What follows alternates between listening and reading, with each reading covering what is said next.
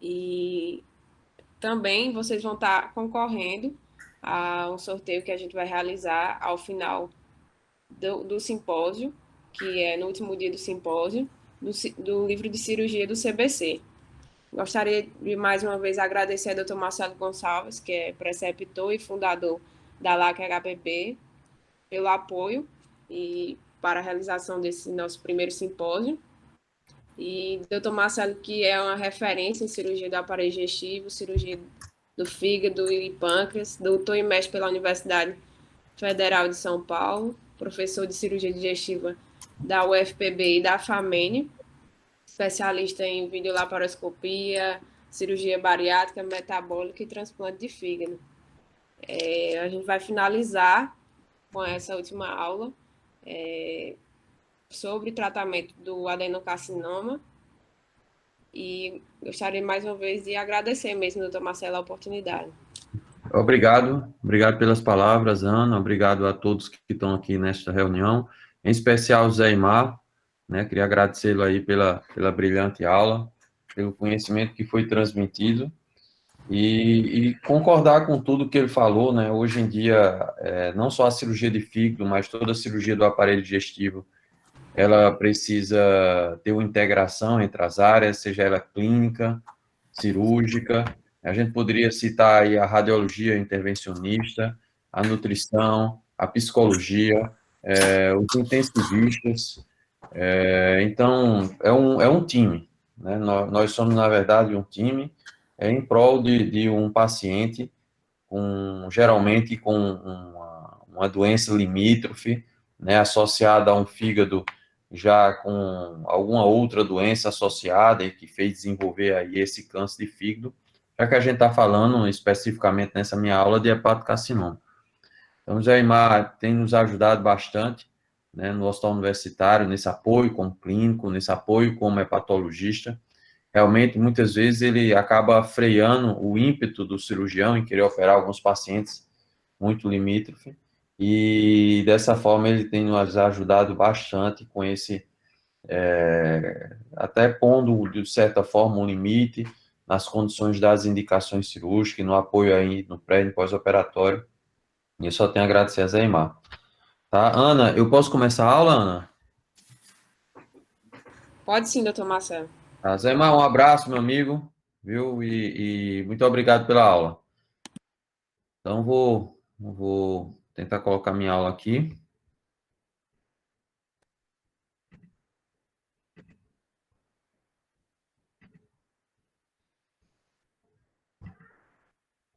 Gostaria só do feedback. Tá dando para ver a aula?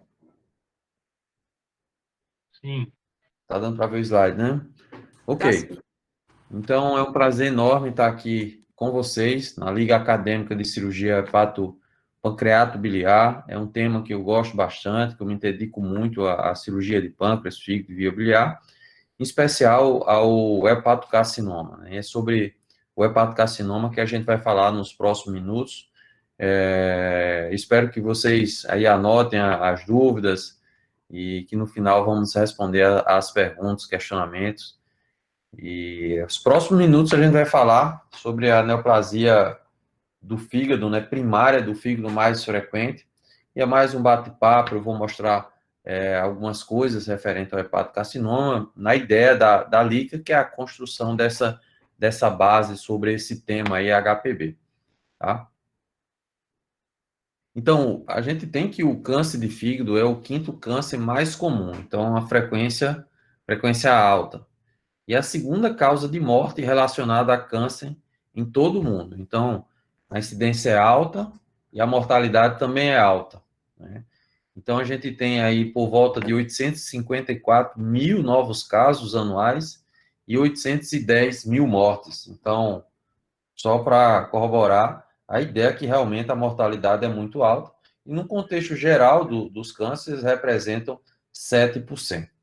O HCC, o hepatocarcinoma, a gente ora chama HCC, ora chama hepatocarcinoma, ele representa mais de 20% desses cânceres do fígado. E a maior parte dos casos de HCC, ela ocorrem aí na Ásia e no Pacífico. Então, uma incidência alta, com a mortalidade também alta. Quando a gente vai para uma imagem aqui da Europa, né, a gente tem que realmente na região aqui da França, né, Itália, então uma incidência alta, e na região mais do Oriente, aqui na região mais de Índia, no Japão tem muito, na China tem muito HCC, e muito possivelmente deve ser devido aos fatores de riscos que a gente vai estar conversando sobre eles, tá? A maioria desses pacientes do HCC, né, do hepatocarcinoma, ou carcinoma hepatocelular, aí são muitos nomes para falar da mesma doença, a maioria são de cirróticos.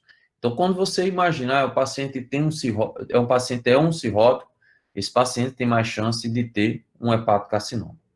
Tá? Então, todo fator de risco envolvidos em desenvolvimento de cirrose no fígado do paciente é também um fator de risco para o HCC.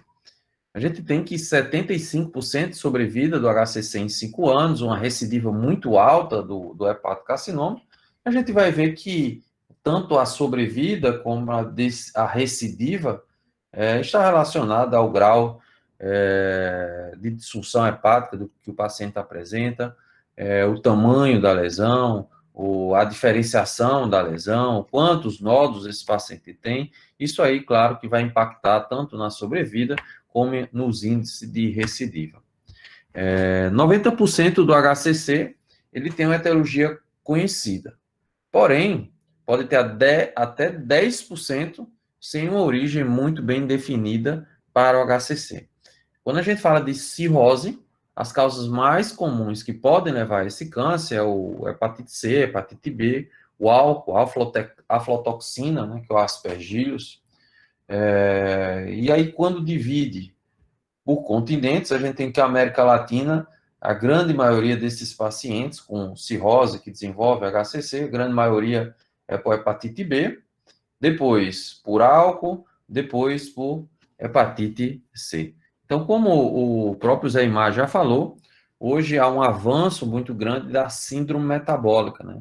Da obesidade, da esteatose, esteatohepatite, da NASH, como um dos fatores envolvidos para a evolução para a cirrose e, eventualmente, para um câncer de fígado. Então, o HCC é o mais frequente dos tumores hepáticos, dos tumores primários do fígado, tá? Dos cânceres primários do fígado. Outros tipos, tem um colangiocarcinoma da via biliar, sarcomas, então existem outros tipos, mas o mais frequente é o carcinoma hepatocelular. E 80% dos casos de HCC são causados por infecção, HCV, hepatite B, mas aí vem cada vez mais crescente a participação da síndrome metabólica, né? Então é sobre isso que a gente vai discutir aí nos próximos slides. 75% dos cânceres ocorrem na Ásia, em especial na China, e o HCC, o hepatocarcinoma, ele é mais comum em homens. Então, a cirrose de qualquer etiologia, independente qual seja, ela está envolvida no HCC. E já vimos aí, né, eu já repeti algumas vezes, que o HCC é proveniente muito frequentemente da cirrose. E eu faço questão de estar sempre repetindo isso, porque se vocês terminarem essa aula e ficarem com isso aí bem sedimentado, eu já me dou por feliz.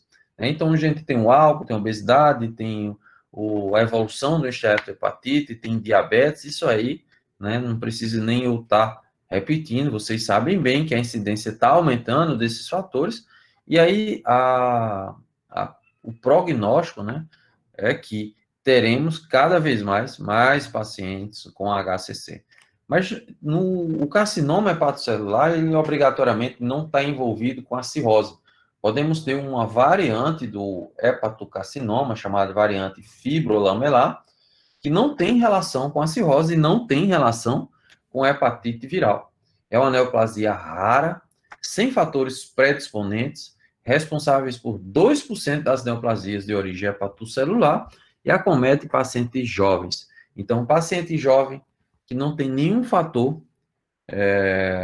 relacionado à cirrose e que apresenta-se com uma massa hepatocelular, uma massa grande no fígado, esse paciente sim pode ter um hepatocarcinoma de uma variante chamada fibrolamelar.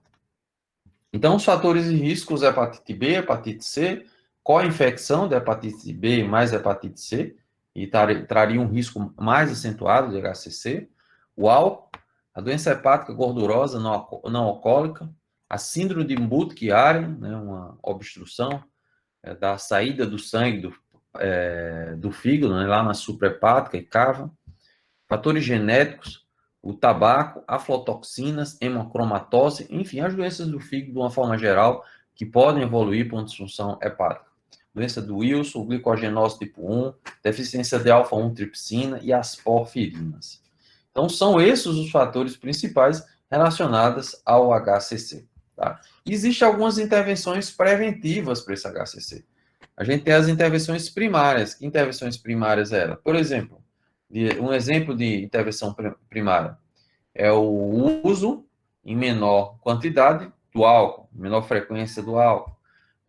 A vacinação da hepatite B, é o controle da obesidade. E a gente tem uns fatores secundários, que é as terapias antirretrovirais, os antivirais, o hepatite B e C. O Brasil é uma referência no tratamento da hepatite B e C. Terapias anti-inflamatórias, terapias antifibróticas, tratamento da síndrome metabólica. Eu diria que a cirurgia bariátrica ela pode ser uma intervenção preventiva do HCC.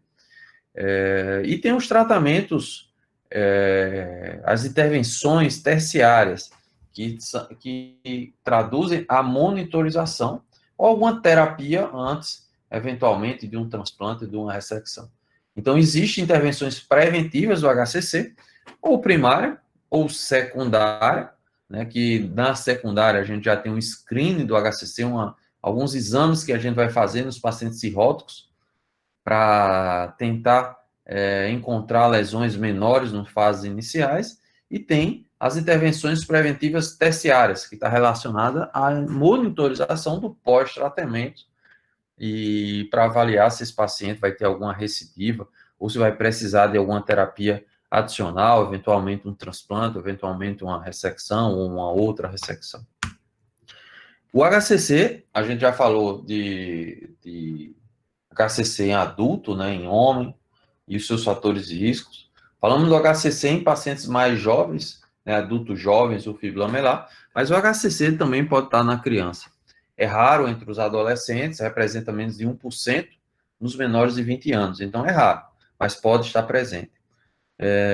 Quando a gente fala em carcinoma de fígado de criança, geralmente nós falamos do hepatoblastoma, mas também pode ter o HCC, como eu já falei, as neoplasias vasculares, os sarcomas, e a incidência a incidência é de 100 vezes maior em portadores de hepatite B, muito provavelmente aí do contato com a mãe, né? A imunização reduziu bastante os casos na infância. Há também as situações relacionadas aos transtornos metabólicos, né? Que até mencionei nos fatores de risco do HCC, alguns transtornos metabólicos, e esses transtornos metabólicos eles podem estar associados a uma cirrose infantil e o HCC, porém, diferente da forma adulta, apenas 30% dos casos podem estar relacionados à cirrose, ao contrário do adulto, que chega aí a 90%, tá? E aí, aos que gostam de tomar café, o consenso europeu do tratamento do hepatocarcinoma colocou como café uma das formas de prevenir o HCC em cirrose. E ele recomenda um nível de evidência moderado e um grau de recomendação forte que os pacientes que são portadores de doença hepática, né, crônica, ou seja, a cirrose, sejam estimulados a tomar café, na verdade, encorajados a tomar café, em média de 3 a 4 xícaras por dia, que isso aí seria um fator protetor para o hepatocarcinoma. Mais um mapa da incidência, dessa vez uma incidência mundial, o que mostra que o vermelho aqui é a maior incidência, realmente na região da África e na região aí do Oriente. Né? São os campeões do hepatocarcinoma, e não é à toa que, para quem quer estudar a cirurgia de fígado, quem quer conhecer mais sobre transplante, transplante intervivos, cirurgias complexas do hepatocarcinoma, o foco hoje dos grandes hospitais que envolve essa doença são os hospitais da Coreia, hospitais da China, hospitais do Japão. Uma estatística aqui do Monte Sinai, que é um hospital aí americano, um hospital Nova York, né, e mostra qual é a incidência dos fatores e riscos envolvidos no HCC lá para eles, né? E o HCV e hepatite B são os campeões, seguido por álcool e depois seguido, muito provavelmente, pela síndrome metabólica, né? E como eu vou diagnosticar um hepatocarcinoma? Quais são os achados clínicos de um hepatocarcinoma? Geralmente, os achados de um hepatocarcinoma é de um paciente cirrótico, tá? É de um paciente que tem uma encefalopatia, o paciente que tem uma ascite, o paciente que tem varizes de esôfago, o paciente que já vem acompanhando com o hepatologista, já vem fazendo segmento com o hepatologia, e já vem, de certa forma, fazendo intervenções para que possa ser observado lesões mais precoces, né, um diagnóstico precoce. Em geral, nas lesões maiores, né, ou nos pacientes que não têm algum grau de cirrose,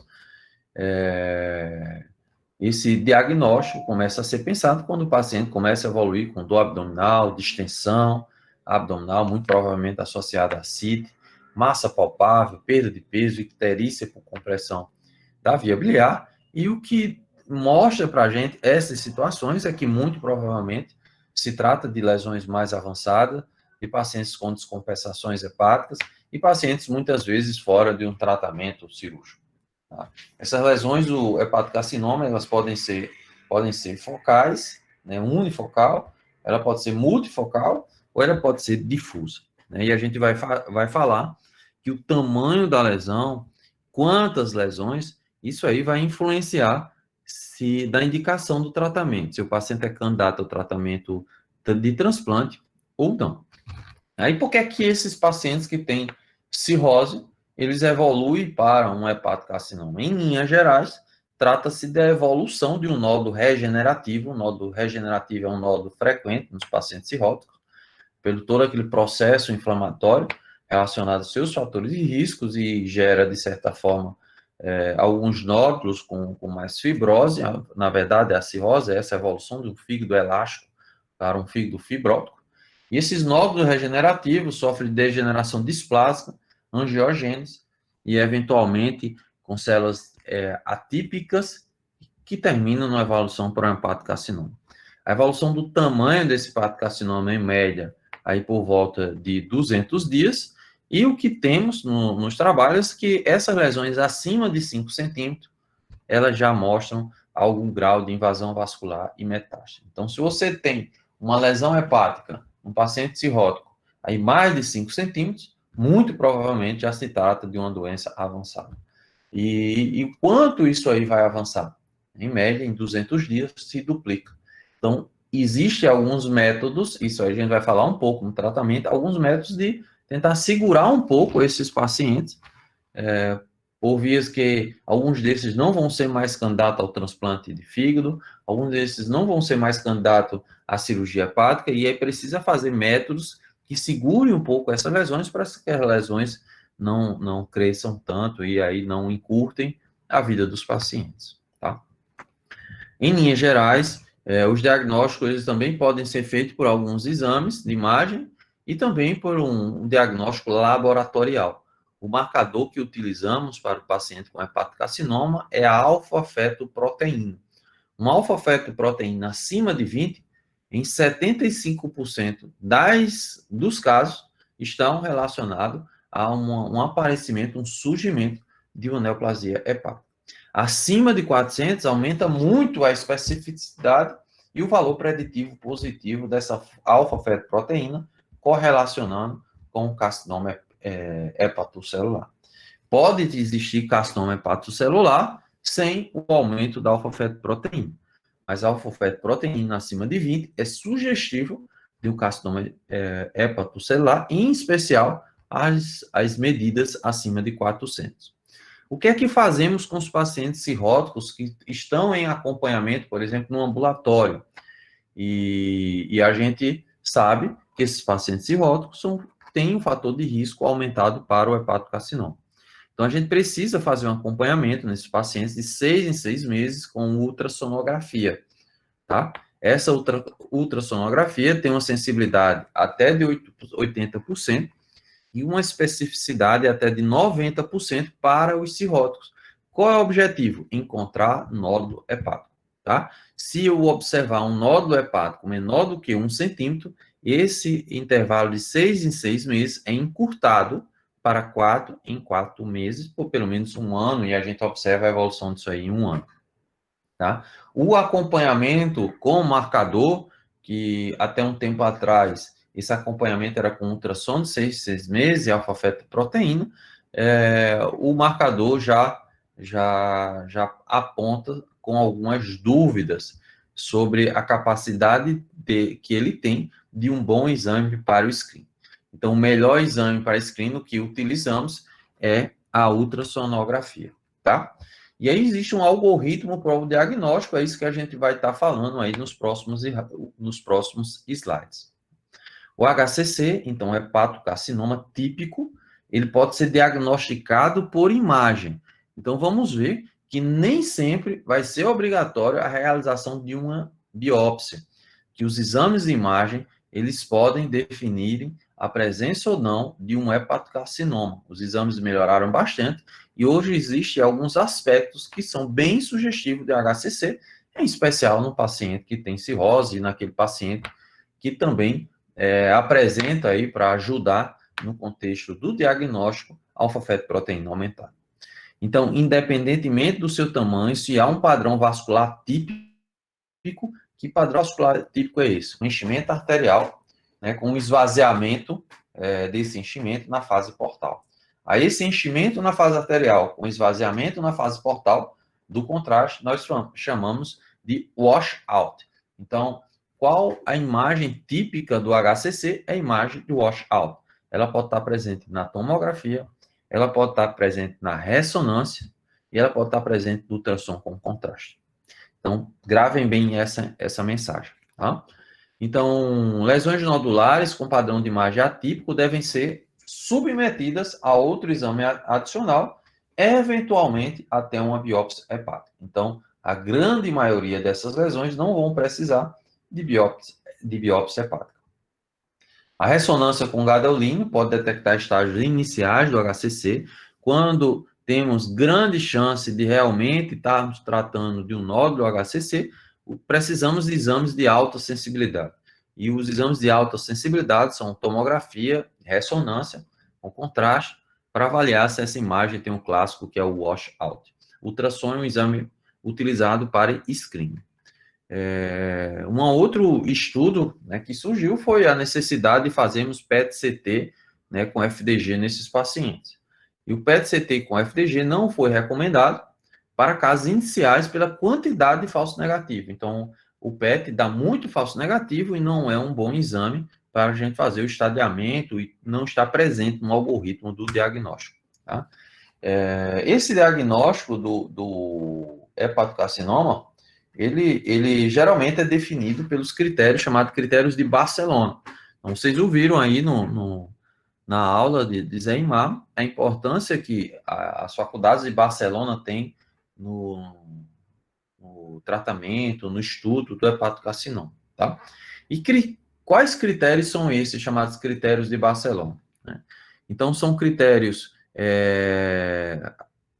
não invasivos, se for invasivo, com a biópsia define, tá? Mas o objetivo do critério de Barcelona é que hajam critérios, né, pelo próprio nome dos critérios, que não sejam invasivos, que a gente possa dar o diagnóstico sem biopsiar, tá? Até porque o paciente cirrótico é um paciente que precisa de restrições quanto à biópsia, que é um paciente que geralmente tem algum distúrbio de coagulação, sangra mais, né? E também tem a possibilidade de uma biópsia disseminar a lesão aí até em 3% dos casos. Né? Existem os critérios radiológicos, existem os critérios combinados. Como é isso aí? Critérios radiológicos para a definição do HCC. Duas imagens coincidentes de uma lesão acima de 2 centímetros e que haja uma hipervascularização arterial. associado àquele aspecto chamado de washout. Então, 2 exames de imagem de uma lesão acima de 2 centímetros com hipervascularização arterial. Ou, uma outra forma de dar esse diagnóstico do HCC, pelos critérios de Barcelona, é através de critérios combinados. Com que critérios são esses? É uma imagem, essa imagem pode ser de um ultrassom com contraste, pode ser de uma angiografia, pode ser de uma tomografia, ou pode ser de uma ressonância. Então, um exame de imagem com uma alfa-fetoproteína acima de 200. Então, é um exame de uma imagem de washout, hipervascular na fase arterial, né, com uma lesão acima de 2 centímetros. E, nesse critério combinado, uma alfa-fetoproteína acima de 400. Então, agora vocês já aprenderam o critério de Barcelona, e é um critério importante aí no estudo do HCC, tá? Então, o diagnóstico pode ser um diagnóstico por imagem, segundo aí os critérios de Barcelona. Geralmente, estamos acompanhando esse paciente no screening, o primeiro exame é uma ultrassonografia. A ultrassonografia ela vai servir para rastreamento e um diagnóstico precoce. Acredito que já ficou claro isso para vocês. E o aspecto dela é de uma ecogenicidade baixa ou mista, e aí vai variar de acordo com o tamanho. As biópsias, que podem ser feitas por ultrassom, têm algumas indicações, que a gente vai discutir um pouco mais para frente, mas pode a biópsia disseminar, até em 3% dos casos, e a biópsia também pode sangrar, que seria um hemoperitoma. Então, se a gente conseguir conduzir esse paciente sem a biópsia, como assim é geralmente, a gente pode estar evitando esses problemas, tá? Então, temos aqui uma imagem ultrassonográfica, tá? A imagem mostra uma lesão de 3 centímetros, hipoecogênica, a ultrassonografia, e à direita, uma imagem hiperecogênica, a ultrassonografia, tá? Então, a gente pode ter algumas variações no aspecto da ultrassonografia no HCC. Aqui mais uma vez, só que aqui não é uma ultrassonografia mais, é o aspecto da tomografia. Você vê que a lesão ficou bem corada aqui na fase arterial, e porém na fase já de esvaziamento do contraste, o contraste sumiu aqui, né? Então, wash out, contrastado na fase arterial, na fase venosa de equilíbrio, esse contraste vai embora.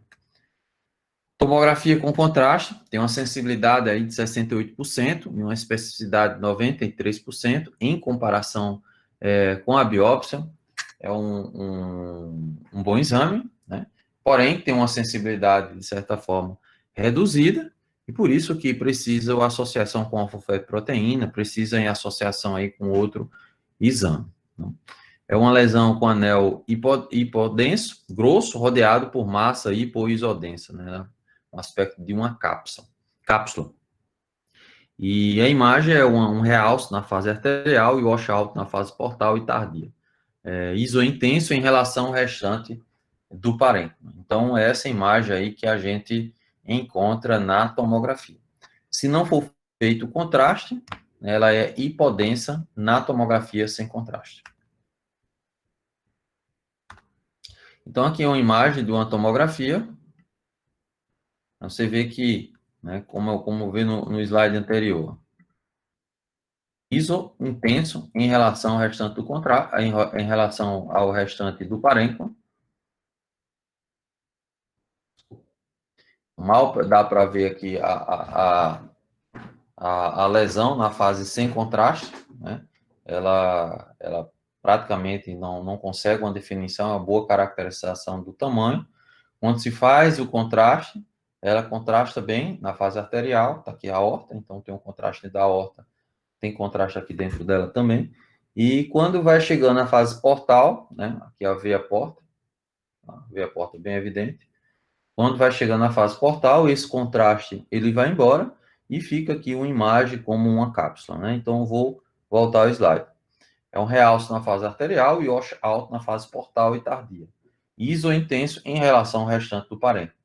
Na tomografia sem contraste, ela é hipodensa, tá? Então, espero que essa imagem também fique aí presente na memória de vocês no final da aula.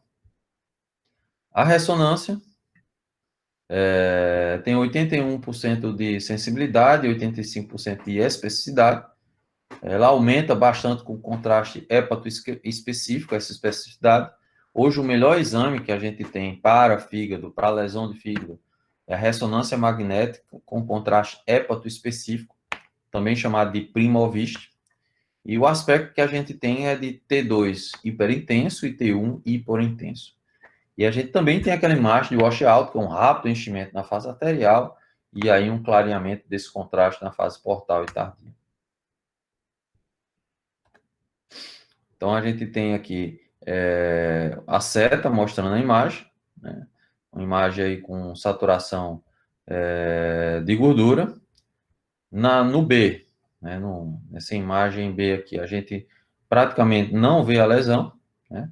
Nessa aqui há uma imagem sem contraste, então praticamente a gente não vê a lesão. Você vê que a dificuldade que tem de caracterização do HCC sem o contraste. Na fase com contraste, a gente tem um contraste aqui na fase arterial, contrastou bem a lesão, né? Então, é a fase T1 pós-contraste. E aqui, após o contraste ter ido embora, a gente tem a imagem washout, né? Então, esse aqui é a fase T1 pós-contraste. Essa aqui é a fase T1 pós-contraste na fase arterial e aqui T1 pós-contraste na fase de equilíbrio. Então, vocês veem claramente a dificuldade de um diagnóstico HCC quando não tem contraste. Na fase arterial, T1 pós-contraste, a contrastação da lesão. T1 pós-contraste, a fase de equilíbrio, sem o contraste. Outra imagem, uma imagem típica aqui, né? Da lesão do HCC, bem contrastada, né, na fase arterial. E aí a gente vai para como seguir esse algoritmo do tratamento, né? Então, estou acompanhando um paciente com HCC e esse paciente surgiu com um nódulo aí na ultrassonografia. Como é que eu vou lidar com esse paciente? Vimos num dos slides anteriores que esse paciente com nódulo abaixo de 1 centímetro, a gente vai ficar fazendo acompanhamento de 4 meses. Porém, para os pacientes com acima de 1 centímetro, a gente vai ver que vai precisar alguns outros critérios não invasivos ou, eventualmente, uma biópsia. É isso que vamos discutir nos próximos slides. E, eventualmente, algumas situações, a gente vai precisar repetir biópsias de forma seriada. Essa aqui é uma imagem do consenso europeu, o último consenso europeu de 2018, onde vai ser a base dos nossos próximos slides. Então, esse aqui é o algoritmo do diagnóstico do nódulo na cirrose hepática. Então, eu tenho uma imagem de um nódulo menor do que 1 centímetro, eu vou repetir a ultrassom a cada 4 meses, se estiver estável, eu vou seguindo. Se ele crescer ou mudar de aspecto, eu vou precisar de outros métodos não invasivos, uma tomografia, uma ressonância, ou uma ressonância com contraste, né? Contraste hepato específico, ou gadolínio. Se a lesão for acima de 1 centímetro de cara, eu também vou precisar desses imagens. Se eu tenho uma imagem positiva, né, esse paciente muito provavelmente é um paciente que tem HCC. Se essas imagens continuam negativas, então tem uma indefinição do HCC, eu vou precisar de uma outra modalidade de imagem. Se um não definir, eu vou precisar de um segundo, né? E se esse segundo der positivo, esse paciente tem HCC. E aí, se é acima de 1 centímetro e 2 exames de imagem não definiram como HCC, eu vou precisar de biópsia e avaliar nessa biópsia o que se trata. Eventualmente, pode ser até um nódulo de regeneração benigno, que esse paciente não vai precisar de nenhum tratamento cirúrgico, ou vai precisar, em um outro momento, uma rebiópsia para realmente confirmar se esse paciente tem ou não o HCC. Mais um outro organograma, né, um outro algoritmo, é muito parecido. Eu trouxe aqui só um detalhe para os pacientes que não têm nódulo, vem um acompanhante não tem nódulo e apresentam com aumento da alfa-fetoproteína. esses pacientes, por esse algoritmo, precisam fazer um exame de imagem, só pelo aumento da alfa-fetoproteína, tá? E mais uma vez, corroborar com o que eu já falei, que as lesões acima de 2 centímetros, com alfa-fetoproteína acima de 400, e um exame de imagem típico, é um paciente que com HCC até que prova o contrário.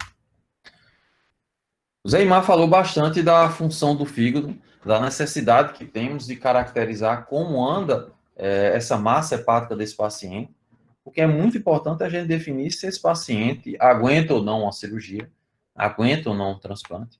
E vimos um detalhe interessante, né, que esses pacientes que têm lesões acima de 5 centímetros, muito provavelmente são pacientes que já têm uma evolução para metástase, já têm uma evolução para uma doença avançada. Então, o tumor, o tamanho do tumor é importante, né, nesses critérios. É importante também a CIT, se tem a CIT ou não. É importante a dosagem da albumina é muito importante, e a dosagem da bilirrubina. Se esse paciente tem o estágio 1, estágio 2 ou estágio 3, se tem nenhum fator positivo, 1 a 2 fatores positivos, ou 3 a 4 fatores positivos, ou seja, fatores que esses exames estão alterados, são pacientes que têm uma função hepática pior, e esses pacientes têm uma sobrevida pior, tá?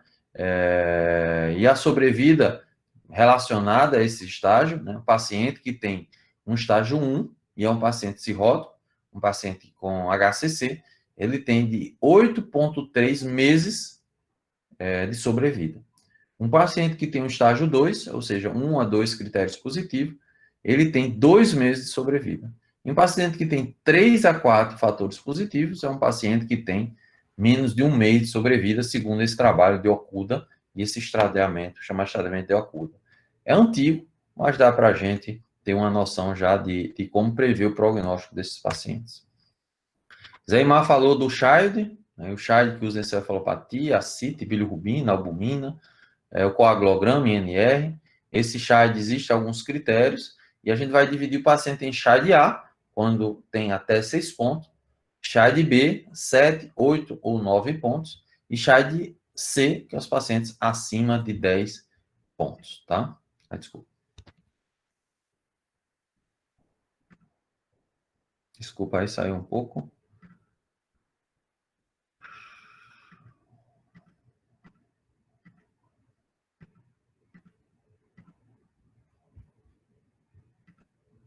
Ok.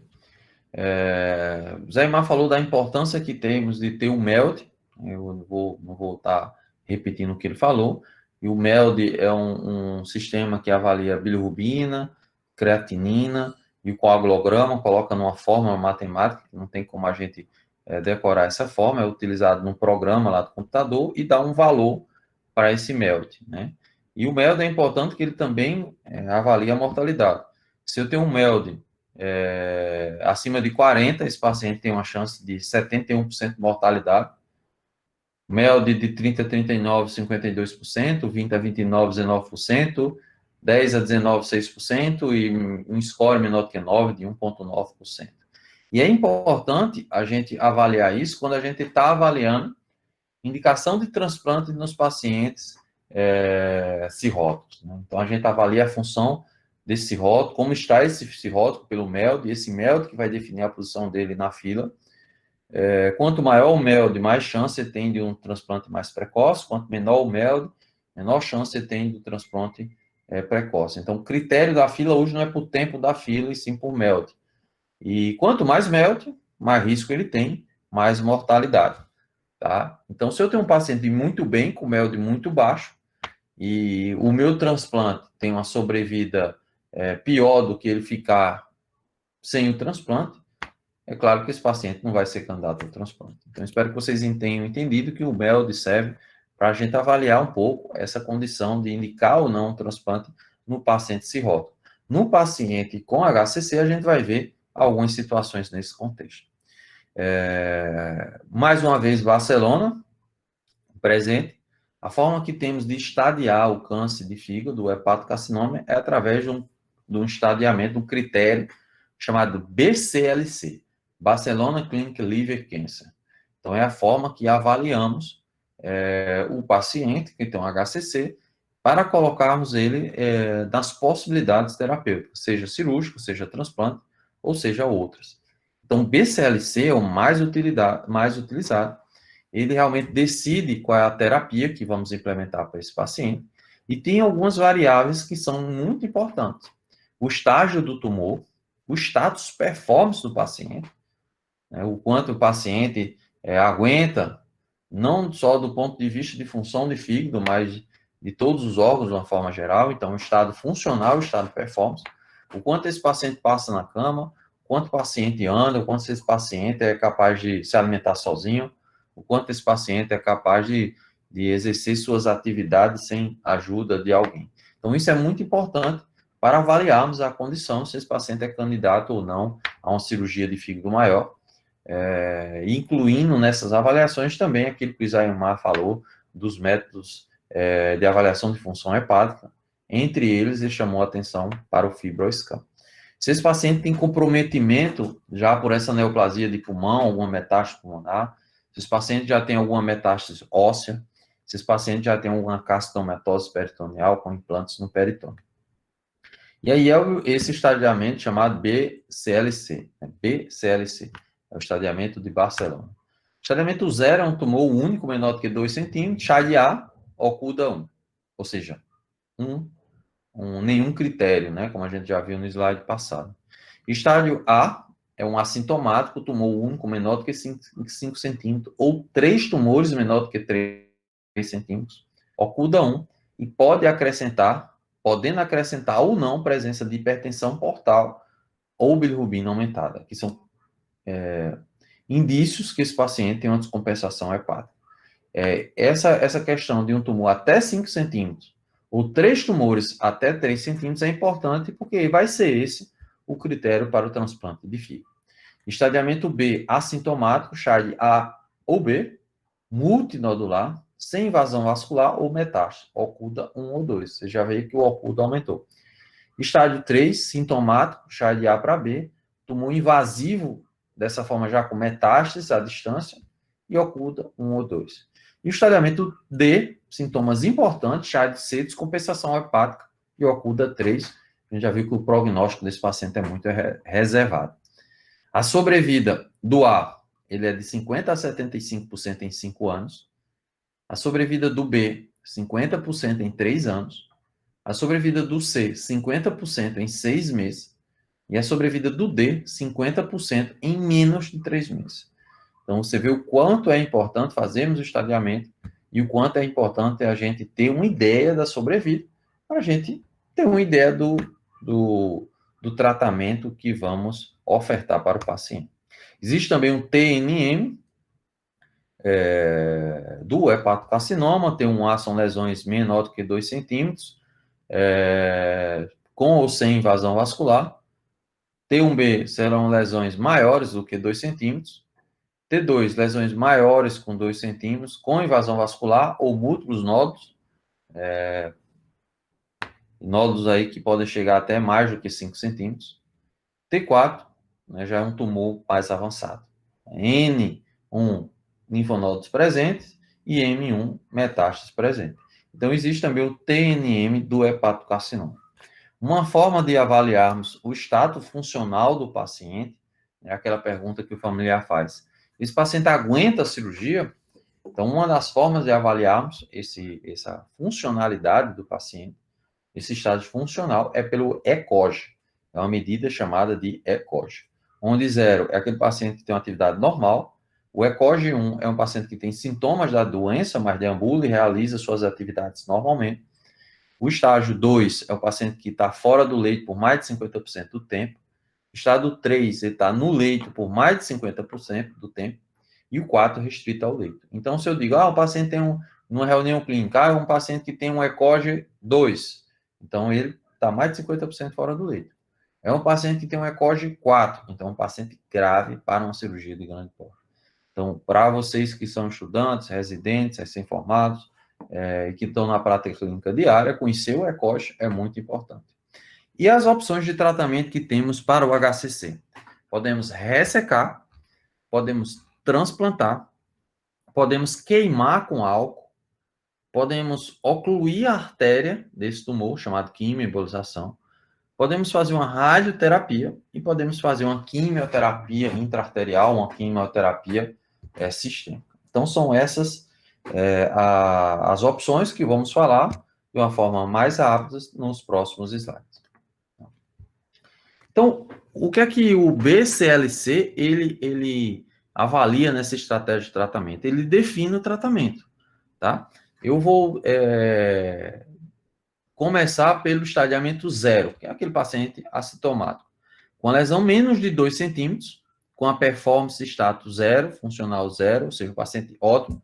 Esse paciente com lesão de 2 centímetros, a gente vai ter a opção ou de fazer uma ablação, queimar, seja com calor, com a radiofrequência, ou seja, com álcool, alcoolização, ou fazer uma ressecção, visto que é um paciente com lesão pequena, muitas vezes é um paciente com hipertensão portal, CHA, sem hipertensão portal, desculpa, sem hipertensão portal, senão ele não é um BCLCA, e esse paciente é candidato à ressecção, tá? Geralmente é um paciente com sobrevida acima de 5 anos.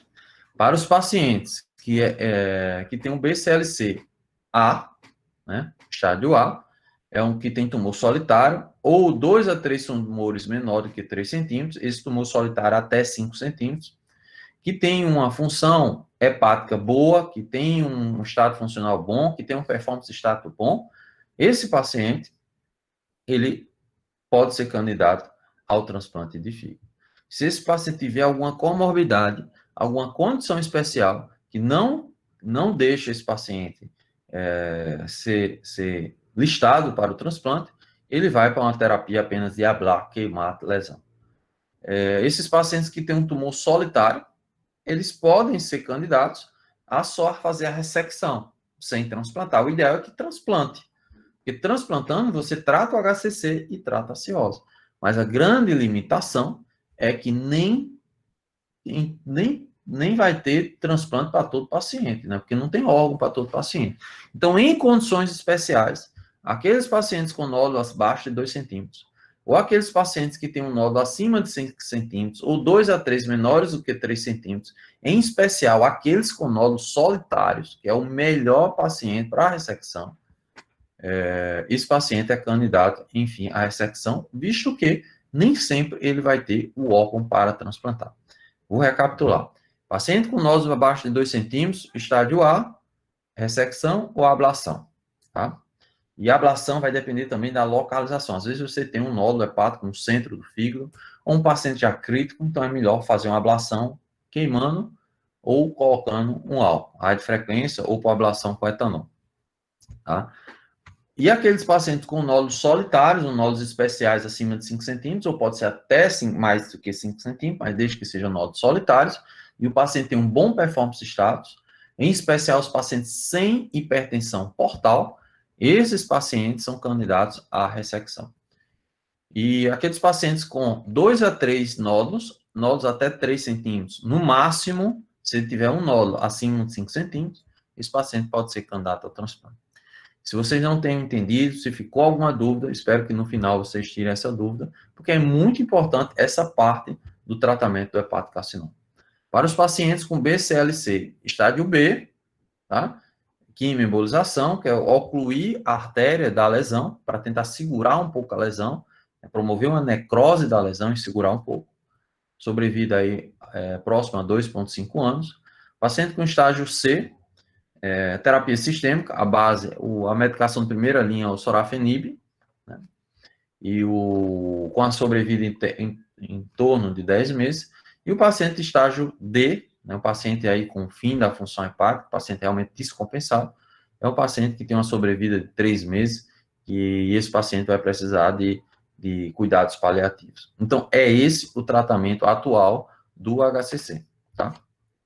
Então, ressecção é o principal tratamento, 5 anos de sobrevida, até de 60% a 80% dos casos, em especial para os estágios iniciais, menor do que 2 centímetros, ou aqueles estágios que não tenham critério para o transplante, ou aqueles estágios que não tenham o transplante disponível, pacientes que não têm hipertensão portam, são candidatos à ressecção. Existem algumas outras situações, que são situações de downstage. O que é downstage? É você usar, por exemplo, uma quimioembolização, uma radiofrequência, uma alcoolização para diminuir a lesão, e esse paciente tem condições de dar ressecção. Tá? Aqueles pacientes que têm um HCC sem cirrose, por exemplo, o fibrolamelar, também é candidato à ressecção. Então, que critérios são esses para o cirurgião avaliar se é um paciente que aguenta ou não uma hepatectomia para um paciente cirrótico? Paciente de estágio precoce, uma função hepática boa, em especial aqueles com MELD menor do que 10. Paciente estágio A, pacientes com a plaqueta acima de 100, 1000. Paciente sem hipertensão portal e um paciente capaz de permanecer com 50% da volumetria hepática. Então, é muito importante também para o cirurgião, além de conhecer o status funcional, o status performance do paciente, o MELD, o CHARD, a plaqueta, se tem ou não hipertensão portal, saber o quanto vai sobrar de fígado após a cirurgia.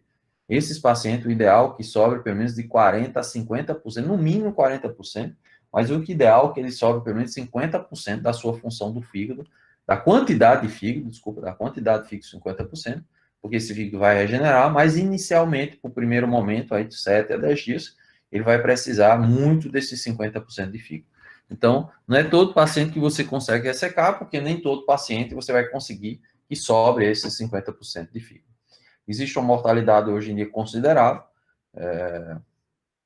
mas pode ser baixa à medida que você seleciona melhor os pacientes. Se você selecionar o paciente certo, muito provavelmente você vai ter um resultado melhor. Lembrando que esses pacientes com lesões acima de 5 centímetros, eles podem ter lesões satélites ou uma invasão já vascular. Uma vez ressecado, se houver uma recidiva, esses pacientes podem fazer um transplante em um segundo momento. E a recorrência se dá mais com invasão microvascular, para as lesões acima de 3 centímetros, para os pacientes que têm múltiplos nódulos e para aqueles pacientes que estão fora dos critérios de transplante. Recapitulando os critérios de transplante: lesão acima de 5, lesão até 5 centímetros ou três lesões menores do que 3 centímetros. Então, a mortalidade perioperatória diminui bastante, porque hoje o cirurgião consegue selecionar mais. Existem técnicas de diminuir sangramento, técnicas hemostáticas, alguns instrumentos, né, de coagulação que ajudam esses pacientes, UTIs mais bem preparados, de forma que a mortalidade caiu.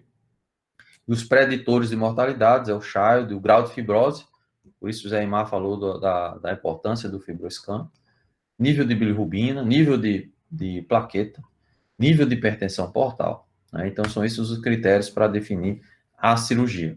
A recorrência até de 62% de 5 anos, então recorrência alta, e essa recorrência vai depender desses critérios aqui, tá? Em especial do tamanho, do grau de diferenciação, né? Então, esses fatores são importantes. Da margem, a gente vai ver a importância da margem também. E a sobrevida, tem vários fatores envolvidos na sobrevida, eu vou trazer um para vocês aqui, que é o CHAI.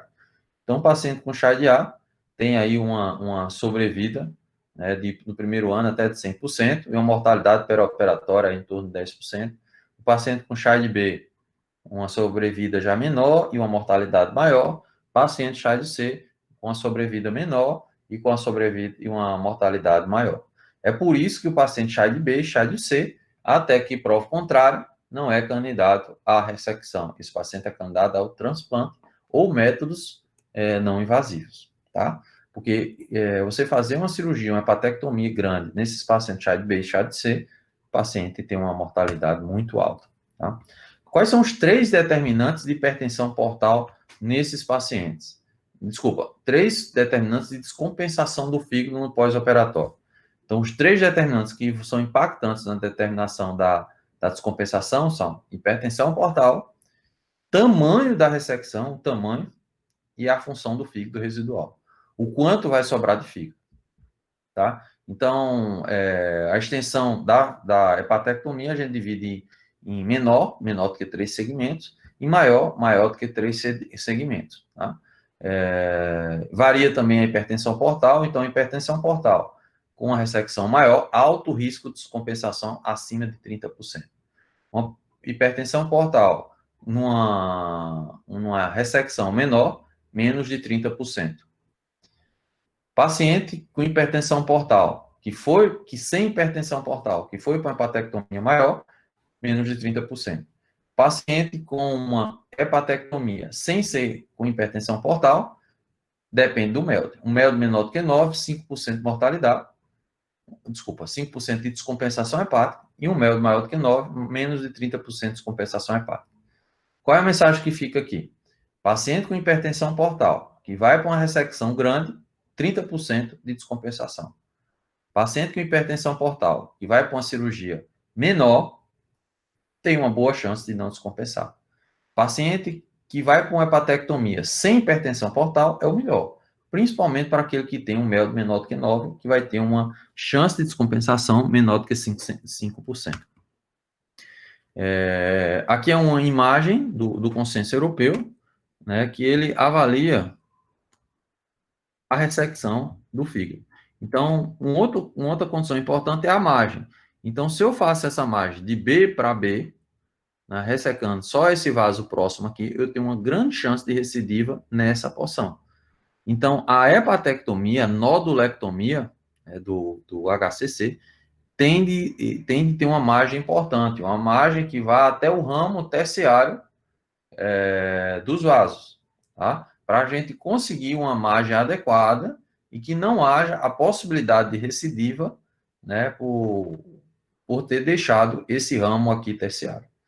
Espero que vocês tenham entendido que não é só a acreção da margem próxima à lesão, precisa ressecar o vaso principal que leva o suprimento sanguíneo à lesão. A escolha da técnica depende do tamanho da localização do tumor. Então, ressecção é recomendada para qualquer tamanho, especial acima de 2 centímetros, pacientes com boa reserva hepática e com suficiente volume residual, que a gente já falou isso para vocês. Pode fazer por vídeo, em situações que a lesão é mais fácil, anterolateral, lesões superficiais, e que o HCC, com 2 a 3 nódulos, pelo critério de Milão, a gente tende a avaliar se esse paciente é ou não critério para cirurgia, para ressecção. Falamos que esse paciente que estão dentro do critério Milão, com 2 a 3 nódulos, até 3 centímetros, são pacientes candidatos ao transplante. Porém, de 2 a 3 nódulos, eles podem ser candidatos à ressecção. Agora tem de avaliar performance de estados, comorbidades e preservação de função e volume hepático, visto que geralmente são lesões maiores. Então, eu posso fazer esse tratamento cirúrgico por videolaparoscopia sem problema para os nódulos mais fáceis de se operar cirurgicamente. Tá? Existem alguns critérios para contraindicação, para ressecção. Um deles é a trombose portal, né, mostra, né, se tiver a trombose dentro da porta, uma doença avançada, com impossibilidade de cura, com a recorrência muito alta. Então, esses pacientes com invasão macrovascular é uma contraindicação para o transplante com nível de evidência e grau de recomendação moderado. Tá? Neoadjuvância ou terapia adjuvantes também não são recomendadas para esses pacientes. E esses pacientes, na verdade, vão para apenas um follow-up na busca de outras terapias aí para a condição do caso. O transplante de fígado é a melhor condição para os pacientes, porém tem critérios e a gente não tem transplante para todo mundo. As principais indicações já falamos. A forma de indicar o transplante é através dos critérios de Milão, né, que também já falamos. É a primeira linha de tratamento do HCC, com nível de evidência alto e grau de recomendação forte. Fora dos critérios, ou seja, o critério é até 5 centímetros. Operar um de 7 centímetros, a gente já viu que está relacionado a mais disseminação, mais metástase. Alguns centros até fazem esse critério que a gente chama de critério estendidos, mas na nossa realidade a gente não utiliza o critério estendido, tá? Até para poder não estar usando todos os fígados para o HCC, né? Então, esses pacientes normalmente vão para métodos ablativos, na tentativa de diminuir um pouco essas lesões e transplantar esses pacientes quando eles voltam para os critérios, tá? Invasão vascular e metástase para outro órgão são contraindicações para o transplante. Então, o critério de Milão é esse critério aqui. É um tumor solitário até 5 centímetros ou 2 a 3 nódulos menor do que 3 centímetros. O transplante de fígado é um transplante ortotópico, onde você tira um fígado e coloca o outro, ao contrário do pâncreas, ao contrário do rim, que você acrescenta um órgão. E a sobrevida vai depender de alguns fatores que a gente já falou anteriormente, né? E esses aqui são os critérios, né, que o Ministério, né, a agência de transplante utiliza, precisa ter um diagnóstico, estadiamento bem definido, relatório médico, né, o paciente tem de estar dentro dos critérios de Milão, incluir pelo menos um exame de imagem, ultrassom, tomografia, ressonância, realizados até 4 meses antes da solicitação de situação especial. Esse paciente que tem um HCC, ele entra como situação especial, ele vai ser bonificado por isso, que a gente vai ver. E a ausência de metástase comprovada por tomografia de tórax ou mapeamento ósseo. Então, precisa também uma tomo de tórax e um mapeamento ósseo a cada 2 meses. Esses pacientes entram na fila com uma pontuação mínima de 20 no MELD. Então, ele já entra lá na frente. Depois de 3 meses de espera na fila, se não sair o transplante, ele pula para 24. Depois de 6 meses, se não sair o transplante, ele pula para 29. Tem de renovar os exames, né? Até para não correr o risco de, eventualmente, no dia do transplante, esse paciente já ter uma metástase, uma disseminação. E esses pacientes têm uma maior chance de transplantar em relação aos outros pacientes cirróticos, porque ele vai ganhando ponto, e ele não precisa piorar da bilirrubina, do coagulograma, da creatinina, para ganhar pontos na fila. Então, existe uma recorrência mesmo com transplante, né, de 10% a 15%, mesmo no critério de Milão, dentro do critério de Milão. Se a gente começar a transplantar paciente fora do critério de Milão, vai ter maior recorrência, mas isso não é permitido no Brasil. Aqueles pacientes que têm mais chance de recorrência, os pacientes que têm uma oferta de proteína acima de 200 e tumores maiores do que 3 centímetros. Um outro método é de ablação e radiação, que a gente já viu que faz naquelas lesões pequenas, aqueles pacientes sem condições cirúrgicas, ou nos pacientes que não são candidatos ao transplante e nem à ressecção. Não, então, termoablação, o radiofrequência, esses pacientes, o BCLC-A, ou tumores BCL0 ou A, naqueles pacientes que não são candidatos à cirurgia. Em pacientes com BCLA, radiofrequência é favorável, dependendo da localização. Tem pacientes que até são candidatos à ressecção, mas o tumor é muito mal localizado no fígado, internamente, ou no segmento 1, no segmento 8, segmento 7, que são segmentos já difíceis cirurgicamente, e aí opta por uma radioablação, queimar a lesão, né, ou com álcool ou com calor. Existe uma ablação chamada ablação com microwave, que tem resultados promissores aí em comparação aos outros métodos. A injeção de álcool também é uma forma, né, em especial para lesões menores que 2 centímetros, e também tem a possibilidade de uma radioterapia, que ainda está em investigação. Então, a ablação térmica ou química é o tumor de escolha, em um tumor único, pequeno, aqui no paciente não candidato à cirurgia. É uma injeção percutânea de álcool, mas que sempre anda nos trabalhos em comparação de qual o benefício entre o álcool e queimar com a radiofrequência, né? Eles não têm muita vantagem um relacionado ao outro. A ablação térmica tem baixa mortalidade e baixa morbidade, pode ter complicações, como hemorragia intraperitoneal, abscesso, lesão de via biliar, descompensação do fígado. Nem se compara com a ressecção, claro, a ressecção é melhor. Realmente, a ablação fica para situações de pacientes não candidatos à ressecção. Várias são as formas de fazer a ablação, né? O radiofrequência, o microwave, crioablação, pode fazer também por temperaturas, tanto temperaturas muito altas como temperaturas muito baixas. Eletroporação também é um método que está surgindo aí nos trabalhos, né? Então, um método que está ganhando força. Não vou entrar muito em detalhe devido já ao adiantar da hora, né? Então, radiofrequência seria com agulha queimar a lesão. Essa aqui seria uma imagem de uma radiofrequência. Terapia transarterial, que é a quimioembolização, que a gente viu lá no BCLC, o B e o C, eventualmente no C, mas mais no B, chamada TACE, é recomendada para pacientes com BCLC estágio B. Você pode também colocar quimioterápicos pela artéria e depois ocluir a artéria desse tumor. Então, tem uma evidência alta, grau de recomendação muito forte, porém não deve ser usado em pacientes com descompensação hepática, paciente com descompensação renal, paciente com invasão vascular e paciente que já tem uma lesão disseminada. Então, cateteriza o fígado, né, chega lá na artériazinha que nutre o tumor, joga um monte de partículas que vão fechar essa artéria, fechar o suplemento sanguíneo. Você pode colocar quimioterápico aqui dentro da lesão, doxorubicina, é um dos quimioterápicos. Você faz o acompanhamento com 1 mês, com 2 meses você vê a necrose, com até 6 meses a lesão diminuiu. Essa lesão, para marcar, é jogada uma substância chamada lipiodol, que é uma substância que ajuda bastante no controle do pós-operatório para a gente visualizar a lesão. Então, quimioembolização com um CHC intermediário, sobrevida de 2 anos, 63%, tem uma sobrevida até considerável para aqueles pacientes que estão fora do candidato, fora do perfil para a cirurgia e fora do perfil para o transplante.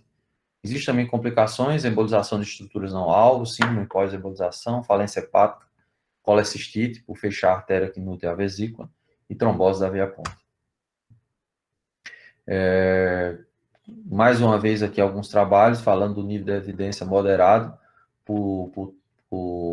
para a quimioembolização, dessa vez associada a composto de radioterapia, o Yttrium 90, né? E é utilizado aí tanto para o BCLA-A, para o B, para o C, é um método aí complementar no tratamento do HCC, não vou entrar em muitos detalhes para vocês. Tem como primeira linha, né, podemos ter em primeira linha de tratamento sistêmico, o sorafenib, ele é bem tolerado para os pacientes que têm uma razoável função hepática. Os pacientes que já são já de B, já de C descompensado, são pacientes ruins para o uso do sorafenib. Lembrando para vocês que o sorafenib é por BCLC-C, né? Outras terapias estão surgindo. A segunda terapia que surgiu é do lenfatinib, ele não é inferior ao sorafenib, e também é recomendado como uma primeira linha, né? Mas o paciente precisa ter uma boa função hepática, ter um bom performance stato, e esse paciente não pode ter invasão portal, e é um paciente que é um BCLC-C. Então, são muito poucos pacientes que são candidatos à quimioterapia. A de segunda linha, a gente tem ainda o regorafenib, né, recomendado como segunda linha, quando o paciente com sorafenib, ele não está mais tendo um bom sucesso mais com a terapia. Também com um nível de evidência alto, é uma recomendação forte. E é uma opção aí para esses pacientes que já não são mais candidatos a nenhuma terapia invasiva, de ressecção, de cirurgia, quimioterapia ou ablativa. Tá? Então, para o BCLC4 vai ficar basicamente paliação de suporte, analgesia, opioides, controle da dor, apoio psicológico, apoio nutricional, para tentar dar uma melhor qualidade de vida, visto que esses pacientes que têm uma função hepática mais avançada, eles vão ter uma sobrevida curta, como a gente já viu aí durante a nossa aula. Tá? Então, deixo aqui a lembrança do BCLC, que é a base do tratamento do HCC, e deixo aberto aí para dúvidas, para questionamento. O assunto é vasto, são várias opções, mas essa aqui é o principal slide da aula, que é os critérios de tratamento, de estadiamento de Barcelona. Obrigado a todos, espero que vocês tenham gostado da nossa apresentação. Nós que agradecemos, doutor Marcelo, é uma honra e um prazer enorme contar com o senhor no nosso primeiro simpósio. Tem sim uma dúvida aqui, inclusive foi respondida, é sobre o washout, estou tentando encontrar aqui. Existe algum tipo de lesão que gera imagem do tipo washout, além do adenocarcinoma, né? O problema é que tem doenças benignas que podem dar essa imagem também do washout, tá? Alguns adenomas a gente pode ver essa imagem do washout e, eventualmente, até hiperplasia nodular focal. Então, precisa ter um radiologista muito bom, precisa ter uma radiologia muito boa, radiologia com uma ressonância, um contraste hepatoespecífico, o Primovist. E vocês viram que é fundamental ter um exame de imagem, às vezes até um contra-exame, um segundo exame, para entrar nos critérios aí de definição diagnósticos. Tem outra pessoa querendo tirar a dúvida, mas ainda não mandou aqui no chat. Acho que é Tiago, né? Pode mandar aí. A gente fica aqui aguardando. Colocou aqui, ó. O Luciano, né, colocou o adenoma hepático, faz também o acha alta. Exatamente. Ótima resposta. Se Tiago quiser ligar o áudio, tá autorizado aí a tirar a dúvida. Acho que ele pode ter tido algum problema, então. É isso, agradecer mais uma vez, doutor Marcelo. Olha, o Tiago colocou, tem uma paciente que apresentou 5 lesões menores que 3 centímetros, que foram em segmentos 7, 5 e 8. Para dar o critério do hepatocarcinoma, precisa a lesão ter mais do que 2 centímetros. Certo? Então, se eu tenho 5 lesões, mas 3, entre 2 a 3 centímetros, esse paciente é candidato ao transplante. Certo? Eventualmente até uma ressecção, mas tem que estar muito juntinho do outro. Porém, quanto maior a lesão, né, mais chance tem de disseminação e às vezes a gente não está vendo nem outra lesão. Tá? Quimioablação para reduzir e depois transplantar. Se o paciente já está no critério de transplante, eu acho que ele tem que transplantar. Ele pode até continuar a fazer uma quimioembolização para segurar um pouco ele dentro dos critérios. Tá? Agora, se é uma lesão muito grande, né, uma lesão acima de 3 centímetros, ou várias lesões acima de 3 centímetros, a gente usa a quimioembolização para tentar segurar um pouco esse paciente e alargar um pouco a sobrevida dele. Ora, lesões muito pequenas, aí em torno de 2 centímetros, né, até 3 centímetros, até a quimioembolização é muito difícil. Né, não consegue uma quimioembolização efetiva, porque vocês viram como é a técnica, né, cateterizar a artériazinha que nutre a lesão. Então, quanto maior a lesão, mais fácil é a quimioembolização. Na verdade, é bem individualizada essa questão, mas que o melhor tratamento é o transplante, mas que uma boa parte desses tratamentos, principalmente os pacientes que chegam para a gente, muitas vezes já estão fora dos critérios, né? E o que vai restar é a quimioembolização, né, para aqueles, né, que têm acesso à quimioembolização, ou eventualmente o sorafenib com resultados aí, com a sobrevida mais ou menos, né? Não tão boa. Tem outra dúvida aqui, se lesões de 7 centímetros se dá para diminuir para posteriormente transplantar. Sim, dá para fazer um downstage, né? Quem faz uma quimioembolização nessas lesões, regride a lesão. O grande problema é que esses pacientes têm que passar um tempo sem tratamento para que a agência que regula o transplante entenda que não é um paciente que já está com a doença disseminada. Tá? Às vezes é um paciente que você reduz esquema, ele vem para 5 centímetros, e aí com 2, 3 meses a lesão aumenta e sai. Então você tem que deixar um tempo para que essa lesão realmente se figure como ter realmente diminuído, ter necrosado e diminuído. Esses pacientes acima de 7 centímetros têm maior chance de já ter uma doença disseminada, uma doença avançada. Tem que fazer uma tomografia de tórax, tem que fazer um mapeamento ósseo para ver se esse paciente não já tem doença disseminada. Ótimo. Excelente, doutor Marcelo. Mais uma vez, obrigada. E para encerrar, gostaria de convidar todos para estarem aqui no dia 18, né? No próximo módulo, que será das vias biliares. E agradecer mais uma vez. Obrigada pela presença de todos e os inscritos aí. Ana, eu queria agradecer a oportunidade de estar com vocês, a condição da Liga, né, da diretoria, meus parabéns. Eu acho que é o início, a Liga está iniciando, mas já estamos avançando, isso é o mais importante. E que, né, conseguimos aí um pico, acho que mais de 60 pessoas, né, no dia à noite, né, um assunto extenso. Acho que foi uma vitória muito grande, vocês estão de parabéns. Uma área muito especializada, né? Então, só tenho a agradecer a vocês, gratidão, né, me colocar à disposição de vocês, né, e dizer que estaremos juntos ainda muitas vezes. Eu só Verdade. queria dar a oportunidade ao Augusto, Ítalo, que E colocou tirar talvez a dúvida ainda. uma dúvida, rápido. Pode mandar, Augusto.